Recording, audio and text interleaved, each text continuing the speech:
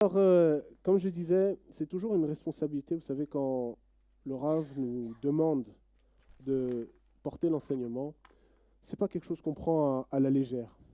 Parce que lorsqu'on se tient et qu'on prononce les paroles de l'Éternel, on doit le faire avec crainte. Les paroles d'Hachem, ce ne sont pas des paroles légères. Ce sont des paroles qui ont un poids. Et ces paroles-là, elles ont un poids en elles-mêmes, mais aussi elles doivent avoir un poids dans notre vie. C'est comme ça que la construction va se faire à l'intérieur de nos cœurs, à l'intérieur de nos vies, prendra un changement, il y aura une évolution, il y aura une transformation. Et vous savez, chaque jour, dans la prière, on le dit dans la Hamida quand on fait Modim Anachnular, qu'est-ce qu'on dit dedans? Il y a une parole qui m'avait marqué il y a quelques semaines et je vais la lire si je la trouve. Il dit là-bas en fait que chaque jour, vous savez, chaque jour, il y a toujours des difficultés. Parfois on se plaint de telle situation, de telle situation. Parfois on s'interroge même sur la présence de Dieu. Est-ce que Dieu est avec moi? Est-ce que Dieu n'est pas avec moi? Mais là-bas en fait dans l'Amida, il est dit que chaque jour, Hachem, qu'est-ce qu'il fait? Il fait des miracles. Donc on le remercie pour tous les miracles qu'il fait. Alors, attendez, parce que je n'avais pas préparé la page. Mais il dit bien, voilà. Il dit, nous te remercions. Alors je prends le temps de citer en fait ce passage-là pour qu'on puisse aussi réaliser ce qu'on dit. Même si la Hamida, on le fait à chaque Shabbat, on fait tous les jours, on fait plusieurs fois par jour, c'est important de réaliser ce qu'on dit. Ce ne sont pas juste des répétitions de paroles, mais ce sont des paroles qui ont une force, qui ont une vie. Et lorsqu'on s'attache à ces paroles, alors on va réaliser ce qu'on dit. Il dit, nous te remercions, et donc, je vais reprendre la phrase, nous te remercions, et nous raconterons ta louange pour notre vie qui est livrée en ta main, et pour nos âmes qui sont confiées chez toi, et pour tes miracles chaque jour qui nous arrivent. Donc ça veut dire que chaque jour, on reconnaît qu'il y a des miracles d'Hachem dans notre vie. Cette semaine, êtes-vous capable de reconnaître tous les miracles qu'Hachem a fait dans votre vie? Parfois, par miracle, on attend des grandes choses, des grandes explosions, des choses spectaculaires, extraordinaires. Mais vous savez, les petites choses du quotidien, ce sont des miracles.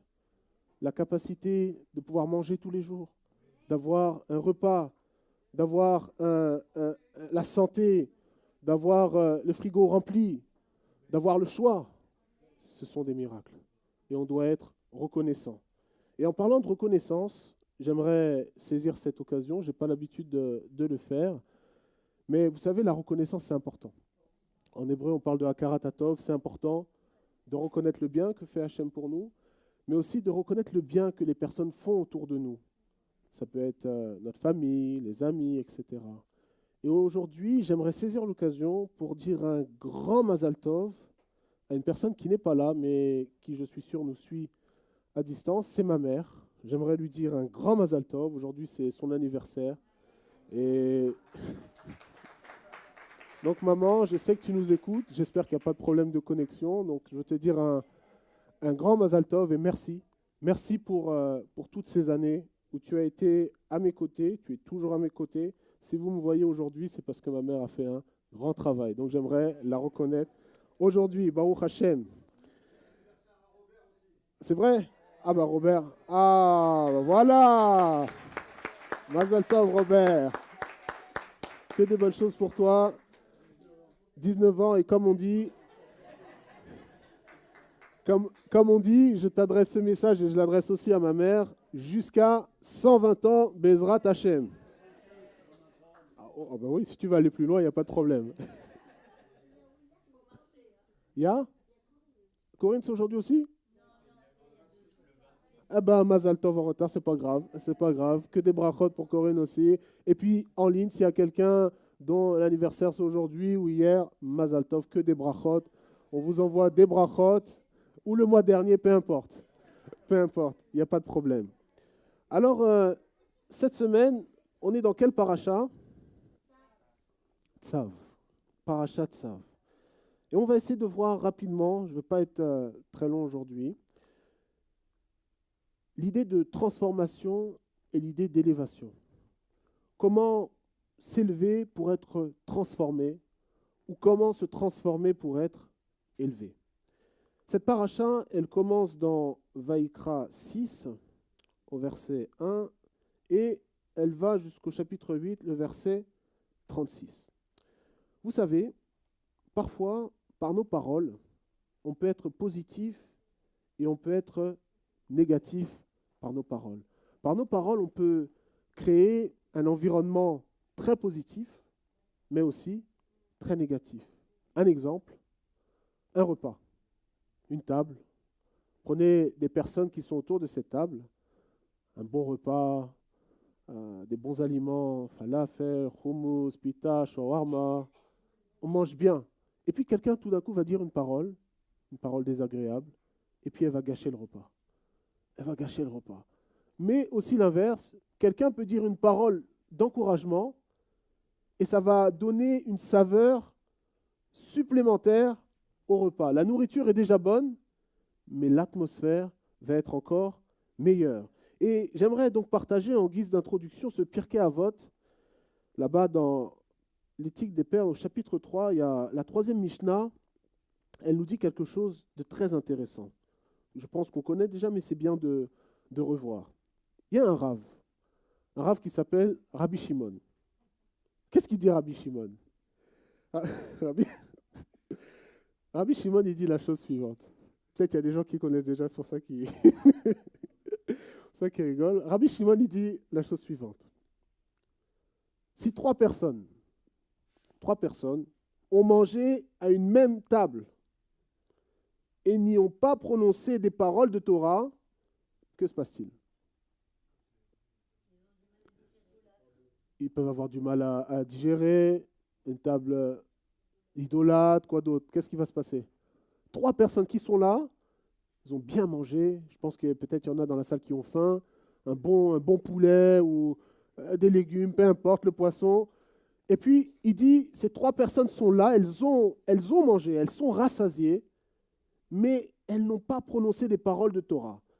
Il dit, c'est comme si elles avaient consommé des sacrifices offerts aux morts. Littéralement, Rabbi Shimon dit ici, si il y a une table dans laquelle il y a des personnes qui connaissent la Torah, et à aucun moment dans ce repas, il n'y a pas une parole de Torah, alors il dit c'est comme si elles avaient consommé des sacrifices, mais pas n'importe quel sacrifice, des sacrifices offerts aux morts, ou on peut comprendre ici, aux idoles. Donc cette table se transforme en une table d'idolâtrie. Et pourquoi il dit ça? Il s'appuie sur un passage, pour ceux qui veulent noter, dans Ésaïe 28, verset 8, il dit « Car toutes les tables sont couvertes de vomissures et d'immondices sans la mention de l'omniprésent. » En hébreu, il dit « Bli makom », ça veut dire qu'il n'y a pas de place qui a été faite pour Hachem. Ils ont bien mangé, bien rassasié, ils ont bien bu, mais on a mis Dieu de côté. Ingratitude. Tout à l'heure, on parlait de reconnaissance. Donc, cette table-là, ce n'est pas une bonne table. Même si les aliments sont bons, les plats sont bons, mais il manque quelque chose. Mais il dit, mais si trois personnes ont mangé à une table, donc toujours trois personnes, et ont prononcé des paroles de Torah, c'est comme si elles avaient mangé à la table de l'Omniprésent, à la table de Dieu, car il est dit dans Ézéchiel 41, verset 22, et il me dit, voici la table qui est devant l'Éternel. Donc cette table n'est pas une table d'idolâtrie, mais une table où Hachem est présent. Une table où on a fait la place pour Hachem. Dans Ézéchiel, il dit, voici la table qui est devant l'Éternel. Donc c'est une table où on a invité la présence d'Hachem. Non seulement la dimension physique, les aliments sont bons, mais aussi l'âme, la dimension spirituelle va être rassasiée. Pourquoi? Parce qu'on a amené la présence d'Hachem. Alors, c'est une petite pensée très très importante quand vous allez avoir vos repas à Shabbat, et pas seulement à Shabbat. Oui, à Shabbat, c'est vrai, les différents repas qu'on a, mais même la semaine, si on est ensemble, on mange, toujours avoir une petite parole de Torah. comme on dit, toujours avoir un petit hidouche pour pouvoir s'encourager, pour pouvoir se nourrir l'extérieur, mais aussi nourrir l'intérieur. Alors vous vous posez peut-être la question, mais quel est le lien avec Parashat Tzav? Ben là, il nous parle de sacrifice, Rabbi Shimon. Et on sait que dans la paracha de cette semaine, il y a quand même pas mal de sacrifices. Alors allons voir la paracha, allons voir ce que Parashat Tzav va nous révéler pour aujourd'hui. On va essayer de voir un petit aspect. Il y a beaucoup à dire sur cette paracha, mais on va prendre seulement un aspect et on va essayer de comprendre ce que nous dit le texte. Regardons ensemble dans Vaïkra 6. On va prendre le premier verset. Vaïkra, donc chapitre 6.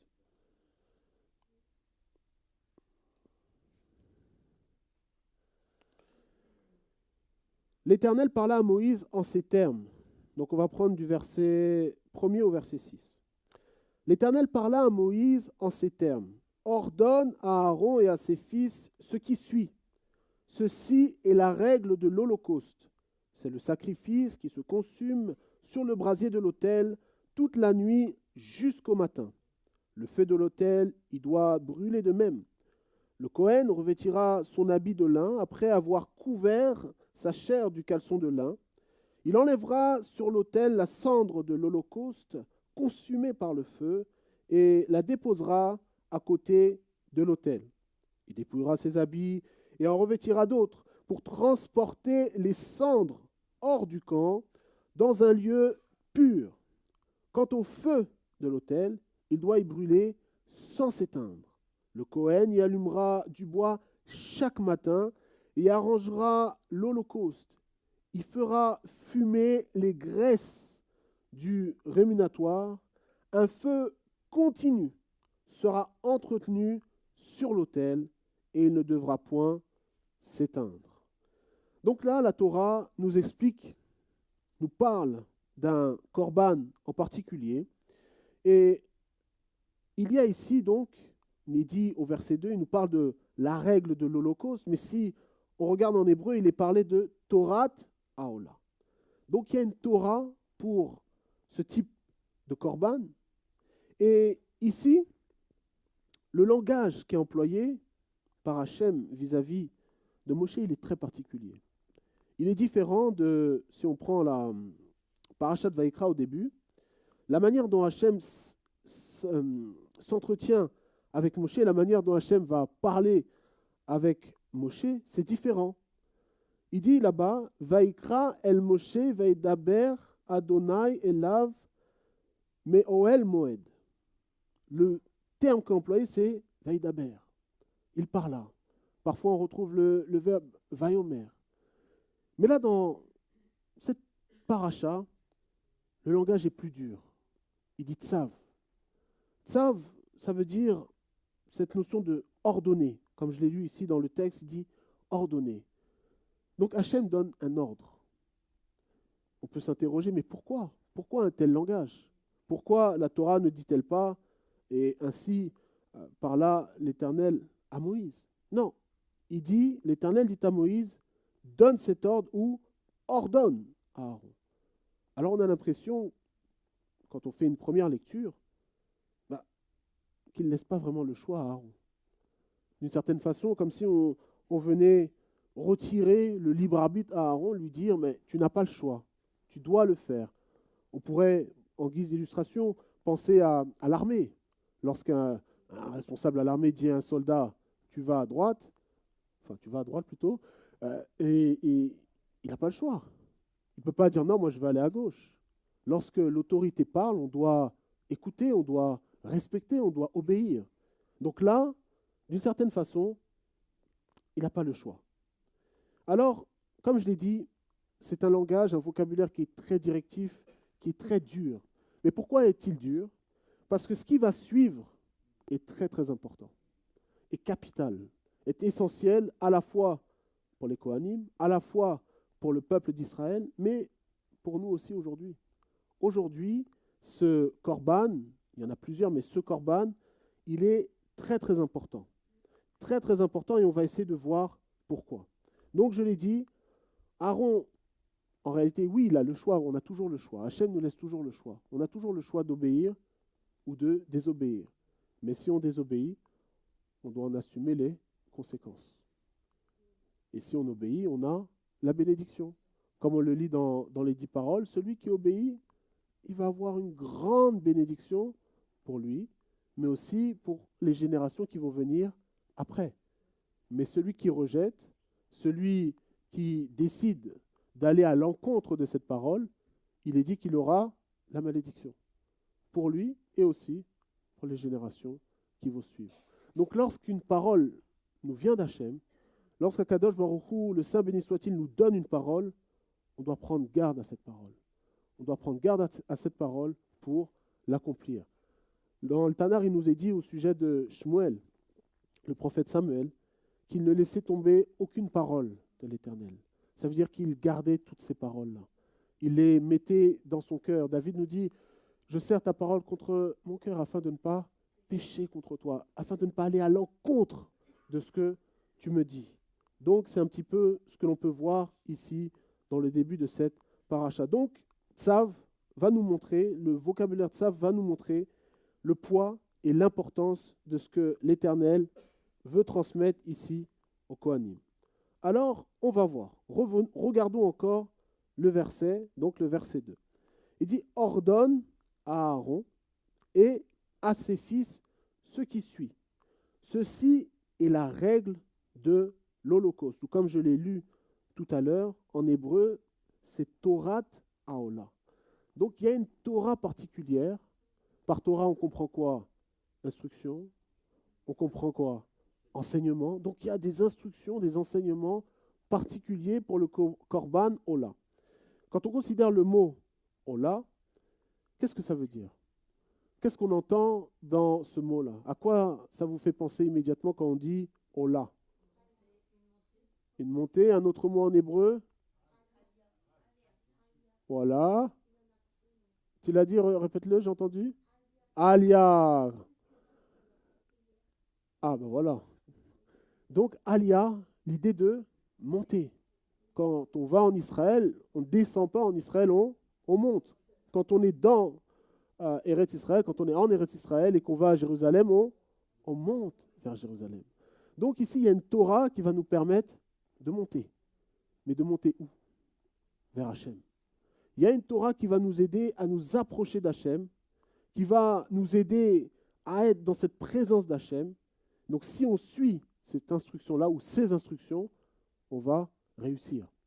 Alors on va essayer de voir un petit peu qu'est-ce qui se cache derrière ce korban. Comment pouvons-nous faire pour nous élever? Comment faire pour s'approcher de Dieu? C'est une bonne question. Comment s'approcher de Dieu? On dit, je m'approche de Dieu, Seigneur, je veux m'approcher de toi. Comment on peut s'approcher de Dieu? Parce qu'il est partout. Il est partout. Hachem est partout. Je n'ai pas un lieu pour dire, bon ben là, je vais aller dans tel lieu, donc je vais vers ce lieu, Hachem est dans ce lieu, je me rapproche de ce lieu. Si c'était le cas, on pourrait le dire ainsi. Mais Hachem, il est partout. C'est comme l'air. L'air est partout. Est-ce que je peux me rapprocher de l'air? Non. L'air est partout. L'oxygène est partout. La lumière, d'une certaine façon, c'est partout. Alors, comment s'approcher d'Hachem? C'est au travers du sacrifice, au travers du korban. Le korban va être un outil qu'Hachem met à notre disposition pour pouvoir nous approcher de lui, pour nous approcher d'un lieu dans lequel on va rencontrer sa présence. C'est pour ça que dans Korban, comme le Rav l'avait dit il y a 2 semaines, il me semble, dans Korban, on retrouve cette racine karov qui veut dire l'idée d'être proche. En hébreu moderne, les akriv, c'est s'approcher de quelqu'un, s'approcher d'un lieu. Donc le korban va nous permettre de nous approcher d'Hachem. Mais comment? Quand on regarde par rapport au korban ola, il est dit que en réalité, ce korban-là, il est particulier par rapport aux autres. Dans la paracha, il nous est parlé de différentes offrandes ou différents sacrifices. On a notamment le korban toda, cette offrande de remerciement d'une certaine façon pour manifester sa reconnaissance envers Hachem. Mais l'Ola est unique parce qu'il y a en fait dans cette offrande, il y a ici une offrande absolue. C'est-à-dire, comme on l'a lu dans le texte, elle est consumée entièrement par le feu. Le feu va venir consumer entièrement cette offrande. Et après avoir été, donc l'offrande, une fois qu'elle est abattue dans la cour du temple et que le sang est versé déjà donc, sur l'autel, on va mettre le korban sur le misbéar, sur l'autel, et il va être consumé, il va être brûlé dans son intégralité. Donc déjà, une première clé, pour pouvoir monter, il faut que tout soit brûlé. Tout doit être positionné, déposé sur l'autel. Alors, le texte nous dira que cette offrande, c'est une offrande qui a une odeur agréable pour Hachem. Cette fumée qui va se créer, qui va se dégager, va être quelque chose d'agréable pour Hachem. Pourquoi est-ce agréable? Parce qu'elle est faite entièrement. Il n'y a pas une moitié qui reste ou une autre partie. Non, tout est mis sur l'autel. Et c'est là la clé. La clé, c'est que ce qu'on va déposer, si on le prend dans une pensée un peu plus midrashique d'une certaine façon, on va voir que le feu va créer une transformation. Si je prends cette chaise, on voit un élément solide, on voit du bois, on voit du métal. Si je mets le feu à cette chaise, elle va être transformée.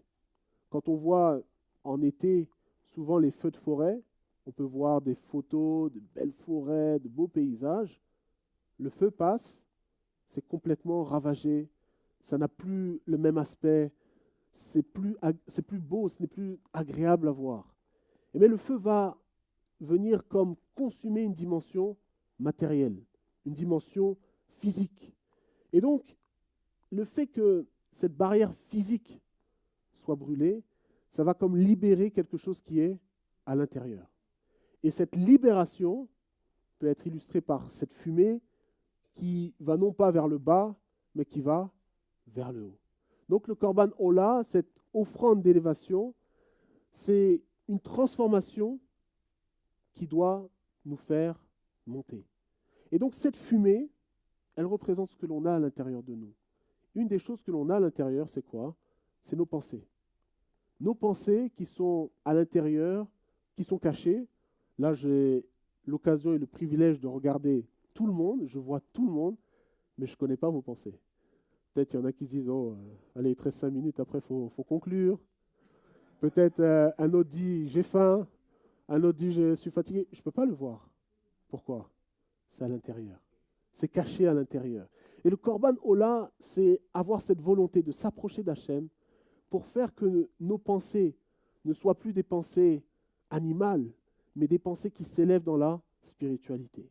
Et on va voir juste après qu'il y a vraiment une clé dans les pensées. On en a parlé il y a quelques semaines à la fin du livre de Shemot, et on va revoir cet élément juste après. Mais juste pour finir, donc, cette énergie qui est à l'intérieur, elle veut ou elle doit s'élever vers Hachem. Donc, il n'y a pas d'élévation sans transformation. Retenez vraiment bien ça. Il n'y a pas d'élévation sans transformation. Si je refuse de changer, je ne peux pas m'élever. Je ne peux pas me rapprocher d'Hachem. C'est pourquoi souvent, on est très rigide dans nos pensées, très rigide par rapport à nos opinions. Oh, il m'a dit ça, il m'a dit ceci. On a du mal à pardonner. Sachez que si vous êtes dans un tel état, vous ne pourrez pas vous élever. Vous serez bloqué. Vous serez bloqué. Donc cette Torah Haola, vient nous dire, si tu veux t'élever, si tu veux te rapprocher d'Hachem, il faut lâcher prise. S'il n'y a pas ce lâcher prise, il ne peut pas avoir de rapprochement avec Hachem. On peut parler d'Hachem, on peut parler de la Torah, on peut même lire des psaumes, chanter, faire les prières, parler du Mashiach, on peut tout faire. Mais s'il n'y a pas à l'intérieur ce désir de lâcher prise, alors on ne pourra pas s'approcher d'Hachem. C'est pour ça qu'il y a un verset là-bas dans Ésaïe, au chapitre 59, il dit « Non, la main de l'Éternel n'est pas trop courte pour agir, ni son oreille trop appesantie pour entendre, mais ce sont vos iniquités, vos péchés qui ont fait qu'il a éloigné de vous sa face. » Donc, à cause de cette iniquité, ce qu'on appelle en hébreu les avérotes, eh ben, ça crée une distance. Donc, on ne peut pas s'approcher. Donc, le Corban vient nous dire aussi, si je souhaite me rapprocher, je dois supprimer cette distance qu'il y a entre Hachem et moi. Et une des façons de supprimer cette distance, c'est le lâcher prise. C'est reconnaître que oui, nous sommes faibles, que nous faisons des erreurs. Il faut savoir reconnaître ces erreurs, c'est important. On fait tous des erreurs. Il n'y a pas une personne ici qui n'a jamais fait d'erreur. S'il y a une personne qui n'a jamais fait d'erreur ici, s'il vous plaît, levez-vous. Moi, je veux votre secret. Je veux le secret, s'il vous plaît, parce que moi, tous les jours, je fais des erreurs. Ce matin, j'ai fait des erreurs. Peut-être même là, je parle, je fais une erreur. Toujours, on fait des erreurs. On compte toujours sur Hachem pour nous aider à avancer. Donc, reconnaître ses erreurs, c'est important. On parlait de reconnaissance tout à l'heure. Mais l'idée, c'est de vouloir s'élever, de vouloir se rapprocher d'Hachem. Donc, pas d'élévation sans transformation. Il faut avoir cette volonté d'être transformé. Donc, il y a 2 semaines, dans Parashat Pikoudé, on avait parlé un petit peu d'un sujet et d'un objet en particulier dans la paracha, dans la vidéo YouTube. Je ne sais pas s'il y a quelqu'un qui se souvient. Alors, j'avais parlé d'un objet en particulier dans cette paracha. Est-ce que quelqu'un se souvient? Je me suis dit que je vais poser la question pour voir s'il y a des gens qui ont une bonne mémoire. On avait dans la vidéo YouTube, on avait parlé d'un objet au début. Est-ce que quelqu'un se souvient? Ah, Kol HaKavod, félicitations. Exactement. Exactement. On avait parlé de cette plaque frontale, qu'on appelle en hébreu le tzitz. Donc cette plaque frontale, on va aller voir le passage. Comment ça s'écrit?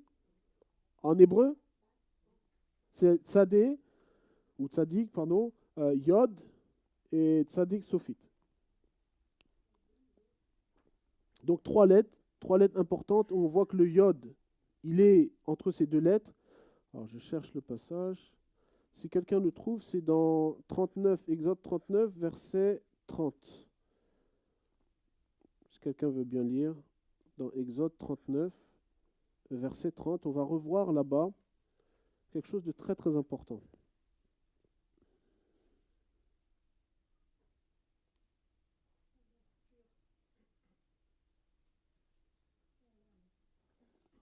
Non, personne ne veut lire? Bon, sinon je lis, c'est pas grave. On exécuta la plaque, diadème sacré en or pur, et l'on y traça 7 inscriptions gravées comme sur un sceau, consacré au Seigneur. Donc cette plaque, elle était placée où? Sur le front. Donc elle était visible. Comment on dit le front en hébreu? Le front se dit Metzar. Metzar, c'est le front. Et donc la plaque était placée, donc une plaque en or pur, la Torah le précise, la plaque était placée sur le Metzar. Et là, il y a peut-être une petite pensée, un petit chidouche qui est vraiment intéressant. En Gematria, la valeur de Metzar, c'est 138, qui est aussi la valeur d'un autre mot qui veut dire réussite. Et comment on dit réussite en hébreu? Aslacha. Donc, ici, on voit que le front va être un lieu clé où les pensées qui sont à l'intérieur, qui sont derrière le front d'une certaine façon, ça va être le lieu de la réussite. Si je veux réussir, je dois avoir de bonnes pensées. Qu'est-ce qui doit être posé sur mon front pour réussir? La sainteté. Donc la sainteté va être un facteur de réussite important. Mes pensées, ce qui s'élève, doit être imprégné de sainteté. Si je veux cette réussite, et par réussite, je n'entends pas seulement ou uniquement une réussite financière, mais une réussite dans tous les domaines. Réussite dans la vie de famille, réussite dans le travail, mais aussi dans la marche avec Hachem. Si je veux réussir, si je veux grandir, je dois avoir cette kedusha dans les pensées. Mon front doit être imprégné de cette sainteté comme on a vu dans Parashat Pekudé. Et donc le lien avec le Korban Ola, c'est que le Korban Ola, ça représente du coup l'élévation des pensées. Et donc cette élévation, elle va être facteur de réussite si elle est connectée à Hachem. Donc il y a 3 points dans le Korban Ola, la transformation, le changement des pensées. Il va aussi avoir donc l'élévation, l'idée de monter. Et comme je l'ai dit, il y a la réussite. Donc c'est 3 points très très importants. Et il y a un homme qui a parlé de ces points-là. Je pense que tout le monde le connaît. C'est un grand Rav. Il s'appelle Rav Shaul. Est-ce que vous connaissez Rav Shaul? Tout le monde le connaît? Alors on va voir ce qu'il a écrit, parce qu'il a écrit beaucoup de choses. Ah, mais je ne l'ai pas ici. Il a écrit beaucoup de choses, notamment dans Romains, dans l'Épître aux Romains, au chapitre 12. Il parle aussi là-bas des corbanotes ou du korban. Et il nous donne une instruction très très importante. Donc on est dans Romains 12, les 2 premiers versets, verset 1 et verset 2. Je vous exhorte donc, frères, par les compassions de Dieu, à offrir vos corps comme un sacrifice vivant, saint, agréable à Dieu, ce qui sera de votre part un culte ou un service raisonnable ou un service intelligent. On va s'arrêter là. Donc il donne cette exhortation aux personnes à qui il écrit.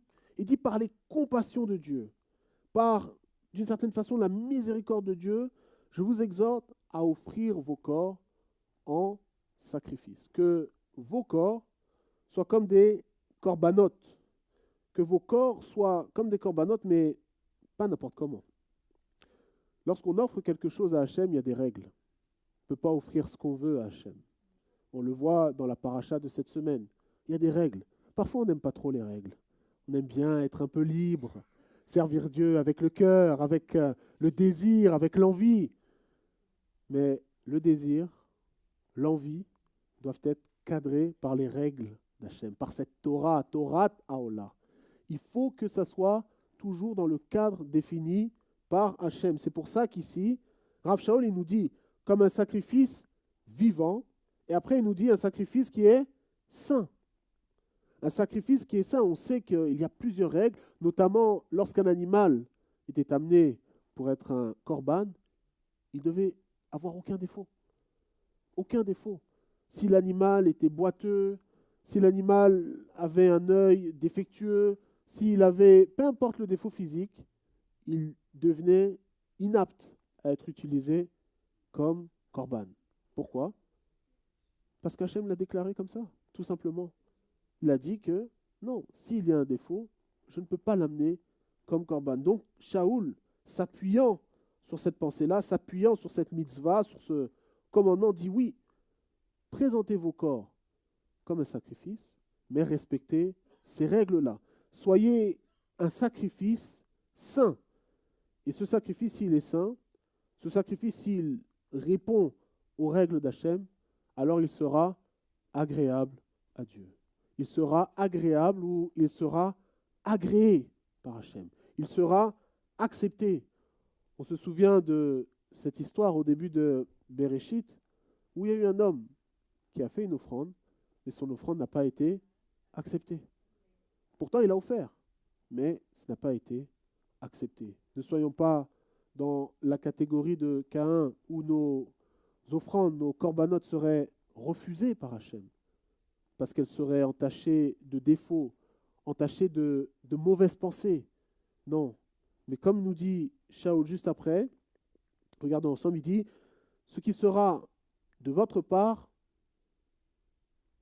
un service intelligent ou un culte raisonnable. » Donc, autrement dit, c'est ce qu'on doit faire. C'est notre avoda. La avoda qu'on doit faire, le service qu'on doit faire, c'est de nous offrir à Hachem entièrement. D'être ce korban ola. Et il dit au 2e verset, ne vous conformez pas au siècle présent, à ce olam azé. Non, ne vous conformez pas à ce olam azé, mais soyez transformés par le renouvellement de l'intelligence, afin que vous discerniez quelle est la volonté de Dieu, ce qui est bon, agréable et parfait. Donc quand je vais faire les choses selon le cœur de Dieu, je vais être capable de discerner, de distinguer ce qui est bon, de ce qui est mauvais, de ce que Dieu veut véritablement. Et il dit, ne vous conformez pas. Très important, ne vous conformez pas au siècle présent, mais soyez transformés. On a vu cette notion de transformation dans le Korban Ola. Donc, il y a en fait, d'une certaine façon, en nous, quelque chose qui va avoir cette tendance à se conformer au siècle ou à la société dans laquelle on vit. Suivre un petit peu les modes à gauche à droite, suivre les dernières tendances, etc. On a toujours cette façon de suivre un petit peu ce qui se fait. Mais là, il nous avertit, il dit non, attention. Attention parce que si vous vous conformez, alors vous serez en opposition avec la Torah, avec Hachem. Il y a des choses que l'on voit même aujourd'hui dans notre société, des choses qui ont des valeurs contraires à la Torah. Et lorsque ces choses pénètrent à l'intérieur de nous, elles vont devenir comme un venin. Elles vont venir nous détruire. Et c'est pour ça qu'on voit aujourd'hui beaucoup de personnes qui malheureusement ont des problèmes, non pas dans le corps nécessairement, mais dans les pensées. Beaucoup de personnes ont beaucoup de problèmes. Il y a beaucoup de dérèglements dans les pensées. Pourquoi ? Parce que les pensées ne sont pas stables. Les pensées ne sont pas au diapason d'Hachem d'une certaine façon.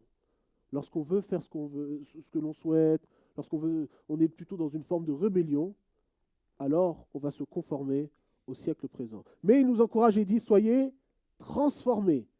Comment être transformé ? En faisant le Korban Ola. Lorsque je vais chercher à me rapprocher d'Hachem, pour m'élever, pour me connecter à Hachem, pour faire brûler cette matérialité qui est en moi, alors je vais pouvoir être transformé et être renouvelé. Donc voilà ce que l'on peut voir au travers de ce passage, et on comprend que cette transformation peut être assimilée à la Teshuvah. Cette transformation, donc, c'est la Teshuvah. C'est la Teshuvah qui va générer cette transformation.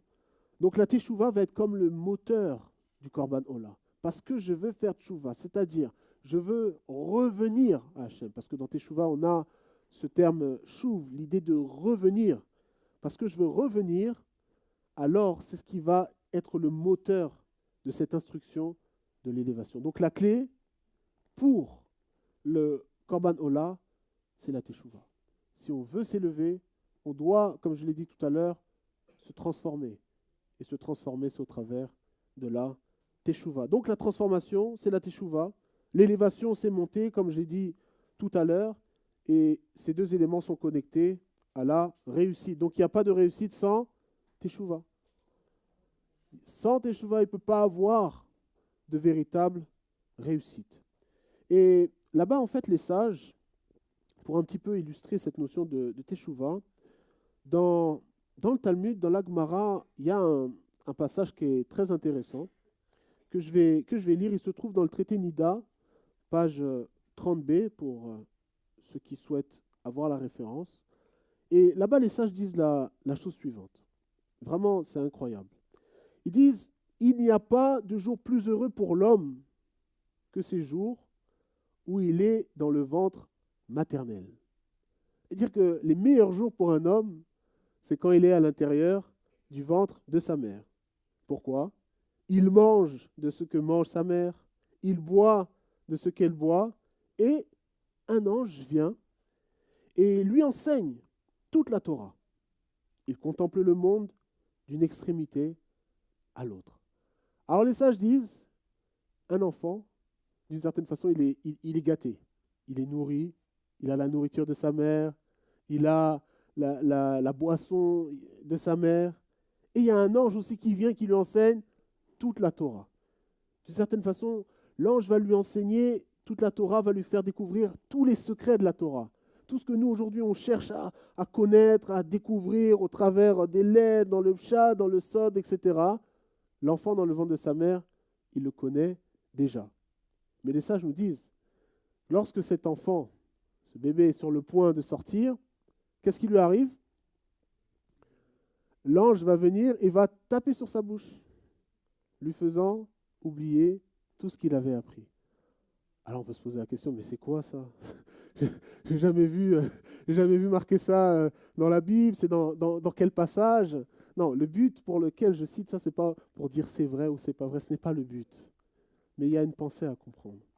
Donc l'enfant vient dans le monde, il a tout oublié.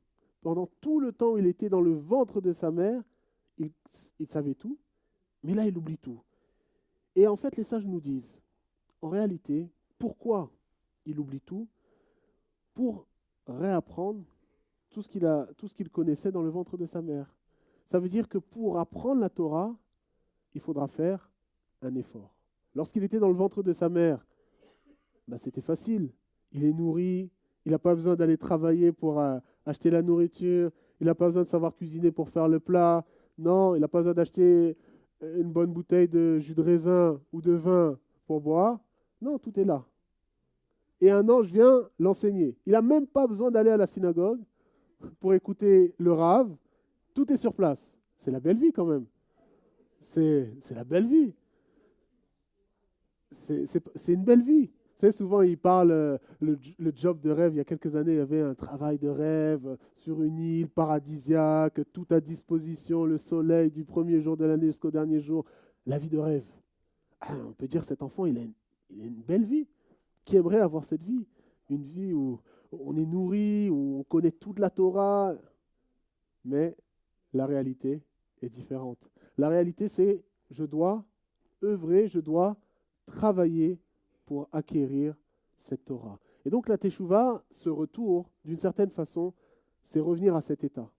Revenir à l'état où j'étais dans le ventre de ma mère, à l'état où toute cette Torah, je l'avais en moi. C'est lutter, c'est retirer tous les obstacles, c'est s'élever justement pour revenir à l'état où cette Torah revient à l'intérieur de moi. Donc, voilà ce que nous disent les sages. Et voilà ce que l'on peut apprendre au travers de cette notion de Teshuvah. Donc, à la naissance, comme je l'ai dit, il y a un ange qui vient, qui lui tape sur la bouche pour lui faire oublier. Et donc, la Teshuvah va être de revenir à cet état de pureté. Quand on voit un bébé, c'est tout mignon à la naissance. Ça a croqué, il est chou. C'est beau. C'est beau. Tous ceux qui sont les parents, ils sont où les parents? Levez la main les parents. Ils sont où les parents? Ah, il n'y a pas beaucoup de parents? Ah ben si, il faut lever la main. Ah, lorsque l'enfant était tout petit, il était beau, non? Bon, il est toujours beau, hein? Il est toujours beau. Hein. Mais bon, il est à croquer, il est mignon, comme on dit. La Teshuvah, c'est de revenir à cet état où on est mignon. On perd ce côté agressif, ce côté animal pour avoir une image divine. Voilà la réalité de la Teshuvah. Et il y a un homme, il s'appelle David, le roi David. Il a dit dans un psaume, le psaume 51, on va aller regarder ce psaume pour conclure et pour voir un petit peu cette illustration de la Teshuvah associée au Korbanot. On connaît le contexte de ce psaume, le psaume 51, où David a fauté. Il a fauté, il a fait une erreur, il a péché devant la face de l'Éternel. Et il va dire là-bas la chose suivante. Si on regarde au verset 7, psaume 51, à partir du verset 7.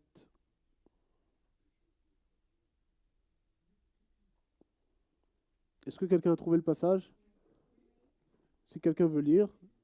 Verset 7 jusqu'au verset 10, s'il vous plaît.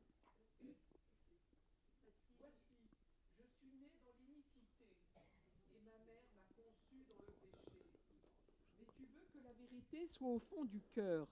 Fais donc pénétrer la sagesse au-dedans de moi. Purifie-moi avec l'hysope et je serai pur. Lave-moi et je serai plus blanc que la neige. Annonce-moi l'allégresse et la joie, et les eaux que tu as brisées se réjouiront. Amen. Amen, merci beaucoup.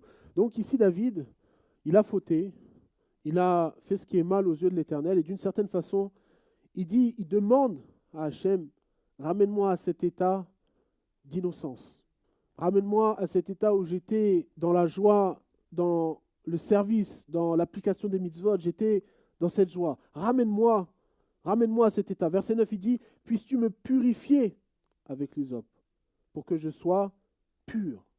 Il veut retrouver cet état de pureté. C'est ça la teshuva. C'est revenir au Seigneur, revenir à Hachem, revenir dans cette dimension de pureté, quitter l'impureté, quitter la touma, quitter ce qui bloque pour être dans ce qui est élargi, pour être dans la pureté. Et il dit là-bas, si on considère verset 11, je vais le lire, il dit « Détourne ton visage de mes péchés, efface toutes mes iniquités. Ô Dieu, crée en moi un cœur pur et fais renaître dans mon sein un esprit droit. Ne me rejette pas de devant ta face, ne me retire pas ta sainte inspiration. » Et tandis qu'on est sur la route pour aller à Pessah, c'est important de commencer dès à présent à travailler nos cœurs, à réfléchir sur comment a été tout ce cycle depuis Pessah de l'année dernière jusqu'à aujourd'hui. Pour que ce Pessah-là soit différent, que ce ne soit pas juste Pessah de plus, un Seder de plus, mais que ce Seder-là puisse avoir une saveur particulière. Donc il faut dès à présent commencer à travailler sur cette dimension de Teshuvah et s'inspirer du roi David. Qu'est-ce qu'il dit là-bas au verset 12? Il dit « Ô Dieu, crée en moi un cœur pur. » En hébreu, il dit « Lève taor berali Elohim. » Lève taor, un cœur pur, berali, crée en moi. Crée en moi. L'idée de création, quand on crée quelque chose, c'est à partir de rien d'une certaine façon. Il ne dit pas forme un cœur. Il dit crée en moi un cœur. Ça veut dire qu'il reconnaît qu'en lui, il a comme perdu ce cœur pur. Mais il dit Hachem, toi seul es capable de créer. Là où il n'y a pas d'existence, toi tu peux amener l'existence. Là où il n'y a pas de vie, toi tu peux créer la vie. Donc il dit Lev taor berali Elohim veruach nachon. Veruach nachon chadash bekirbi. Ruach nachon, un esprit qui est bien disposé, nachon qui est aussi connecté au mot kavana. Quand on parle de kavana, en hébreu, l'intention, la bonne attitude de cœur, ben c'est aussi ça. Là, il dit, d'une certaine façon, que je puisse avoir toujours la kavana. La kavana quand je te sers, que cette kavana soit toujours à l'intérieur de moi. Il dit, bekirbi. Et après, verset 13, il dit, ne me rejette pas de devant ta face et ne me retire pas. Ne retire pas ton roi à Kodesh. Il dit ne retire pas. Littéralement, il dit ne prends pas. Ne prends pas de moi ton roi à Kodesh. Voilà. Voilà le cœur de la Teshuvah. Voilà le cœur du Korban Ola. C'est s'élever pour être dans cette pureté. S'élever pour être justement un lieu d'habitation pour la roi à Kodesh. Il dit bien, ne prends pas ta roi HaKodesh de moi. Donc, important d'avoir cette attitude, tandis qu'on se dirige vers Pessah, d'avoir le désir que notre cœur soit élevé, qu'il soit un lieu à la disposition d'Hachem. Que notre cœur soit cette table où 3 personnes vont manger et vont parler de Torah. Un cœur où Hachem est invité. Un cœur où Hachem est le bienvenu. Autrement, ce cœur va être semblable à une table d'idolâtrie, une table de mort. Qu'il en soit ainsi pour personne. Que personne ici ait un cœur qui soit un lieu de mort, un lieu propice à l'idolâtrie, mais plutôt un lieu, comme on l'a lu là-bas dans Ézéchiel, la table de l'Éternel. Un cœur qui soit comme la table de l'Éternel. Et à la fin du psaume 51, et ce sera vraiment ma conclusion, là-bas, David Ameller, il fait référence au sacrifice.